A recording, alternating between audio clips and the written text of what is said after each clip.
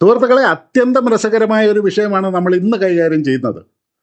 ലോകത്തോട് ദിവസവും വലിയ വായിൽ വിളിച്ചു പറയുന്ന ഒരു രാജ്യമുണ്ട്. ഞങ്ങൾ സൂപ്പർ പവറാണ്, ഞങ്ങളുടെ ഫൈറ്റർ ജെറ്റുകൾ ലോകോത്തരമാണ്, ഞങ്ങളുടെ സൈനിക സാങ്കേതിക വിദ്യ ഒരാൾക്കും തൊടാൻ സാധിക്കില്ല എന്നൊക്കെ. പക്ഷേ കാര്യങ്ങൾ പൊളിഞ്ഞപ്പോൾ ലോകം ചോദിച്ചത് ഒരൊറ്റ ചോദ്യമാണ്: നാണമില്ലേ ചൈനയെന്ന്? കാരണം ജെ-10 യുദ്ധവിമാനത്തിന്റെ കരുത്ത് കാണിക്കാൻ ഇറങ്ങിയ ഒരു ചൈനീസ് പ്രൊപ്പഗണ്ട വീഡിയോയിൽ ഇന്ത്യയുടെ സ്വന്തം തേജസിന്റെ പഴയ ഒരു വെപ്പൺ ട്രയൽ ഫുട്ടേജ് ഉപയോഗിച്ചു എന്ന ആരോപണമാണ് ഇപ്പോൾ വലിയ രീതിയിൽ ചർച്ചയാകുന്നത്.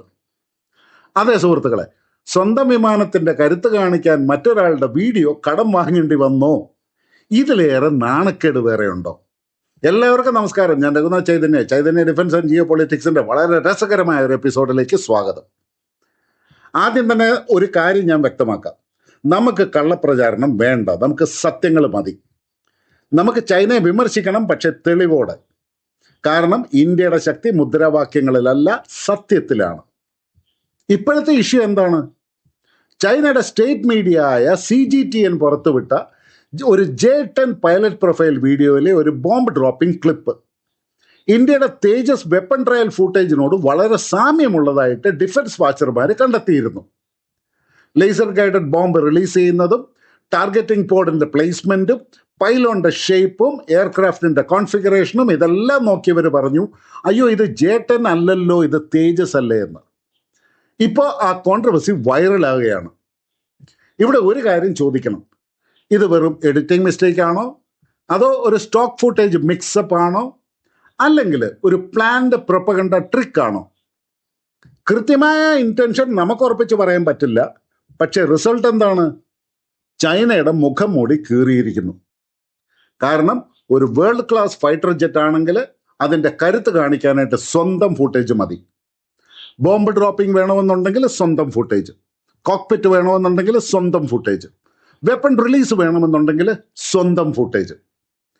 പക്ഷെ J-10 വലുതാക്കാനായിട്ട് തേജസിന്റെ ദൃശ്യങ്ങൾ വേണമെങ്കിൽ പ്രോബ്ലം ഇന്ത്യക്കല്ല, ചൈനയുടെ ക്രെഡിബിലിറ്റിക്കാണ്, വിശ്വാസ്യതയ്ക്കാണ്. ഇവിടെ ഇന്ത്യക്കാർക്ക് അഭിമാനിക്കേണ്ട ഒരു കാര്യമുണ്ട്.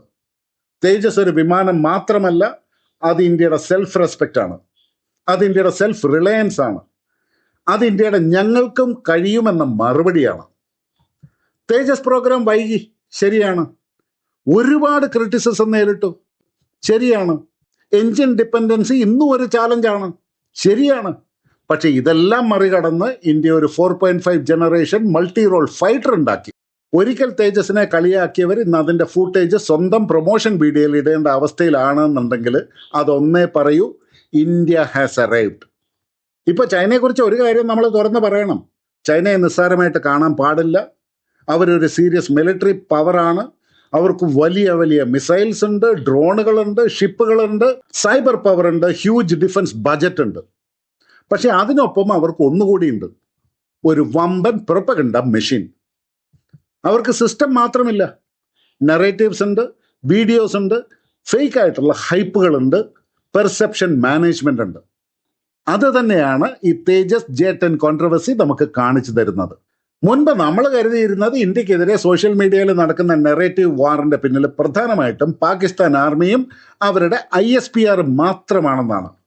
ISPR എന്ന് പറഞ്ഞു കഴിഞ്ഞാൽ ഇന്റർ സർവീസ് പബ്ലിക് റിലേഷൻസ്. അതായത് ഇത് പാകിസ്ഥാൻ ആംഡ് ഫോഴ്സസിന്റെ ഒരു media and public relation wing ആണ്. പാകിസ്ഥാൻ ആക്റ്റീവാണ്, ശരി. അവർ ഇന്ത്യയുടെ മിലിറ്ററി അച്ചീവ്മെന്റ്സിനെ ഡൗൺ പ്ലേ ചെയ്യാനും ആഭ്യന്തര പ്രശ്നങ്ങളെ വലുതാക്കി കാണിക്കാനും ശ്രമിക്കുന്നു, അതും ശരി.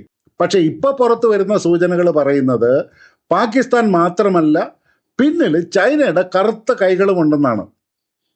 ചില സൈബർ സ്റ്റഡീസ്, ഡിസ്ഇൻഫർമേഷൻ റിപ്പോർട്ടുകൾ, റിസർച്ച് ഫൈൻഡിങ്ങുകൾ ഇതെല്ലാം കാണിക്കുന്നത് ചൈനയുമായിട്ട് ലിങ്ക് ചെയ്തിട്ടുള്ള നെറ്റ്വർക്കുകൾ ഫേക്ക് അക്കൗണ്ട്സ് ഉപയോഗിച്ച് നറേറ്റീവ്സ് ആംപ്ലിഫൈ ചെയ്യുന്നു എന്നാണ്. ഇന്ന് ലോകമെമ്പാടും വളരെയേറെ അറിയപ്പെടുന്ന ഒരു ടേമാണ് സ്പാമോഫ്ലാജ്. കാമോഫ്ലാജ് അല്ല, സ്പാമോഫ്ലാജ്. എന്താ അതിൻ്റെ കളി? ഫേക്ക് അക്കൗണ്ട്സ് ഉണ്ടാക്കും, AI പ്രൊഫൈൽ പിക്ചേഴ്സ് ഉപയോഗിക്കും, ഇന്ത്യൻ സിറ്റിസൺസിനെ പോലെ നടിക്കും, ന്യൂട്രൽ പേജ് പോലെ ബിഹേവ് ചെയ്യും, പിന്നെ ഒരേ മെസ്സേജ് 100 കണക്കിന് അക്കൗണ്ടിൽ നിന്ന് തള്ളും.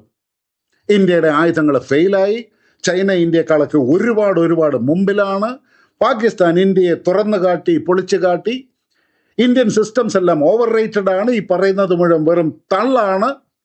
എൻ്റെ വീഡിയോയിൽ ഒരുപാട് പേര് വന്ന് കമൻറ്റ് പറയാറുണ്ട് ഇത് വെല്ലും തള്ളാണെന്ന്.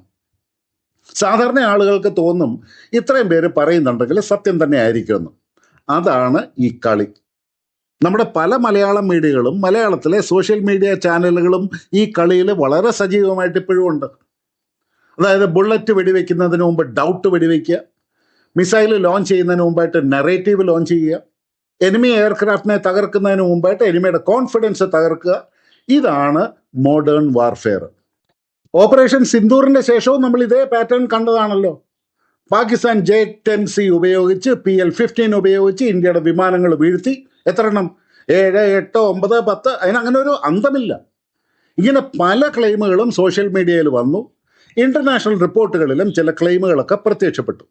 പക്ഷെ ഫുൾ പിക്ചർ ഇന്നും പബ്ലിക് ഡൊമൈനിൽ ക്ലിയർ അല്ല. പാകിസ്ഥാന്റെ ക്ലെയിംസും ഇൻഡിപെൻഡൻ്റ്ലി ഇതുവരെ വെരിഫൈ ചെയ്തിട്ടില്ല. അതുകൊണ്ട് നമുക്ക് ബാലൻസ്ഡ് ആയിട്ട് പറയാനുള്ളത്, ചൈനയുടെ സിസ്റ്റംസിനെ നമ്മൾ അണ്ടർ എസ്റ്റിമേറ്റ് ചെയ്യുന്നില്ല.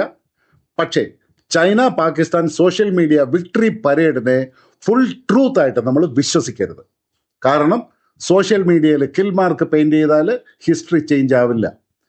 ഫേക്ക് പോസ്റ്റ് ഇട്ട് കഴിഞ്ഞാൽ ബാറ്റിൽ ഫീൽഡിലെ റിസൾട്ട് മാറില്ല. നെറേറ്റീവ്സ് കെട്ടിപ്പടുത്താൽ ടെക്നോളജി മെച്യൂർ ആവില്ല. റഫേൽ കോൺട്രവേഴ്സിയിലും ഇതേ പാറ്റേൺ ആയിരുന്നല്ലോ. റഫാലിന്റെ റെപ്യൂട്ടേഷൻ തകർക്കാൻ വേണ്ടിയിട്ട് ചൈന ലിങ്ക്ഡ് ആയിട്ടുള്ള ഡിസ്ഇൻഫർമേഷൻ നടന്നു എന്ന ആരോപണങ്ങൾ വെസ്റ്റേൺ റിപ്പോർട്ട്സിൽ ധാരാളമായിട്ട് വന്നിട്ടുണ്ടായിരുന്നു. ഫേക്ക് അക്കൗണ്ടുകൾ, AI images, video game visuals, manipulated പോസ്റ്റുകൾ, മെസ്സേജ് ഒന്ന് മാത്രം: ചൈനയുടെ ആയുധങ്ങൾ വിജയിച്ചു, മറ്റെല്ലാം ഫെയിലായി. സുഹൃത്തുക്കളെ, ഇത് വെറും ഫാൻ വാർ അല്ല. ഇത് $1 ബില്യൺ ആംസ് മാർക്കറ്റിന്റെ ഒരു സൈക്കോളജിക്കൽ ബാറ്റിലാണ്.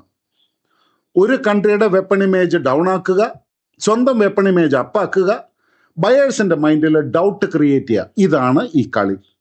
അതുകൊണ്ട് തന്നെ നിങ്ങളുടെ അനുവാദത്തോടുകൂടി നിങ്ങൾക്ക് ഞാനൊരു വളരെ സിമ്പിളായ വാണിംഗും കൂടി നൽകട്ടെ. ഡിഫൻസ് കണ്ടന്റ് കാണുമ്പോൾ ഏറ്റവും കുറഞ്ഞത് 2 ചോദ്യങ്ങൾ ചോദിക്കുക. സോഴ്സ് ആരാണ്? ക്ലെയിം വെരിഫൈ ചെയ്തിട്ടുണ്ടോ? ഒരു ക്രാഷ് വീഡിയോ കണ്ടാൽ പൂർണ്ണമായിട്ട് വിശ്വസിക്കരുത്. ഒരു ബോംബ് ഡ്രോപ്പ് ക്ലിപ്പ് കണ്ടു കഴിഞ്ഞാൽ എയർക്രാഫ്റ്റ് തിരിച്ചറിയാൻ ശ്രമിക്കുക. ഒരു മിസൈലിൻ്റെ ഡെബ്രിയുടെ ഫോട്ടോ കണ്ടു കഴിഞ്ഞാൽ അതിൻ്റെ മാർക്കിങ്സ് നോക്കുക.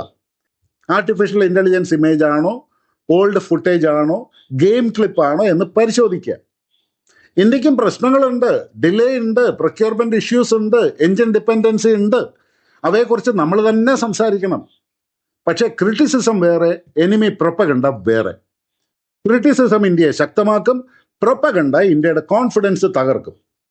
അതുകൊണ്ട് ഇപ്പോഴത്തെ പഞ്ച് ലൈൻ എന്താണെന്ന് വെച്ച് കഴിഞ്ഞാൽ, ചൈനയ്ക്ക് J-10 ഉണ്ടാകാം, J-20 ഉണ്ടാകാം, ഹ്യൂജ് ബജറ്റ് ഉണ്ടാകാം, മാസീവ് പ്രൊപ്പഗണ്ട മെഷീനറി ഉണ്ടാകാം. പക്ഷേ സ്വന്തം ഫൈറ്റർ ജെറ്റിൻ്റെ വീഡിയോയിൽ ഇന്ത്യയുടെ തേജസ് ഫുട്ടേജ് ക്ലിപ്പ് വന്നു എന്ന കോൺട്രവേഴ്സി മാത്രം മതി ഒരു കാര്യം മനസ്സിലാക്കാനായിട്ട്. ഇന്ത്യയെ ഇനി ആരും ഇഗ്നോർ ചെയ്യാൻ കഴിയില്ല. ഇന്ത്യ ഇനി വാങ്ങുന്ന രാജ്യം മാത്രമല്ല, ഇന്ത്യ നിർമ്മിക്കുന്ന രാജ്യം കൂടിയാണ്. ഇന്ത്യ ഇനി ഫോളോ ചെയ്യുന്ന രാജ്യം മാത്രമല്ല, ഇന്ത്യ സ്വന്തം എയറോസ്പേസ് ഫ്യൂച്ചർ എഴുതുന്ന രാജ്യം കൂടിയാണ്. തേജസ് വെറും ഒരു എയർക്രാഫ്റ്റ് മാത്രമല്ല, തേജസ് ഒരു മെസ്സേജാണ്. നമ്മൾ വൈകിയേക്കാം, പക്ഷെ നിൽക്കില്ല. നമ്മൾ പഠിക്കും, നിർമ്മിക്കും, പറക്കും. ഇന്ന് നമ്മളെ പരിഹസിക്കുന്നവർ നാളെ നമ്മുടെ ഫുട്ടേജ് പോലും ഉപയോഗിക്കേണ്ടതായിട്ട് വരും. അതുകൊണ്ട് ചൈന പ്രേമികൾക്കും ചൈനയ്ക്ക് ഒരു അവസാന മെസ്സേജും കൂടെ ഞാൻ തരാം. ചൈനയെ നിങ്ങളെ അണ്ടർ എസ്റ്റിമേറ്റ് ചെയ്യാനായിട്ട് ഞങ്ങൾ തയ്യാറല്ല. പക്ഷേ നിങ്ങളുടെ പ്രൊപ്പഗണ്ടയിൽ വീഴാനും ഇന്ത്യ തയ്യാറല്ല. J-10 വലുതാക്കാൻ തേജസിന്റെ ദൃശ്യങ്ങൾ വേണമെങ്കിൽ അത് ഇന്ത്യയുടെ പരാജയമല്ല, നിങ്ങളുടെ നാണക്കേടാണ്. ഇന്ത്യയുടെ അച്ചീവ്മെന്റ്സ് ലോകത്തിന്റെ മുമ്പിൽ സത്യത്തോടെ ഞങ്ങൾ തുറന്നു പറയും. കാരണം ഇന്ന് യുദ്ധം ബോർഡറിലും മാത്രമല്ല, സ്ക്രീനിലും യുദ്ധം നടക്കുന്നുണ്ട്. മിസൈലിൽ മാത്രമല്ല, നറേറ്റീവിലും യുദ്ധം നടക്കുന്നുണ്ട്. അതുകൊണ്ട് നമ്മുടെ മറുപടി ക്ലിയർ ആയിരിക്കണം. ഫേക്ക് പ്രൊപ്പഗണ്ടയ്ക്ക് എതിരായിട്ട് ഫാക്റ്റ്, ചൈനീസ് ഹൈപ്പിനെതിരായിട്ട് എവിഡൻസ്, സൈക്കോളജിക്കൽ വാർഫെയറിന് എതിരായിട്ട് ഇന്ത്യയുടെ കോൺഫിഡൻസ്, കോപ്പി പേസ്റ്റ് നെറേറ്റീവിൽ നിന്നും ഒറിജിനൽ ഇന്ത്യൻ സ്റ്റോറി. സുഹൃത്തുക്കളെ, ഈ വീഡിയോ നിങ്ങൾക്ക് ഇഷ്ടമായെങ്കിൽ ഒന്ന് ലൈക്ക് ചെയ്യൂ, ഒന്ന് ഷെയർ ചെയ്യൂ. Chaitanya defence and geopolitics subscribe ചെയ്യാൻ മറക്കരുത്. വീണ്ടും കണ്ടുമുട്ടാൻ നല്ലൊരു വീഡിയോയുമായിട്ട് എല്ലാവർക്കും നന്ദി, നമസ്കാരം. ജയ് ഹിന്ദ്, ഭാരത് മാതാ കി ജയ്.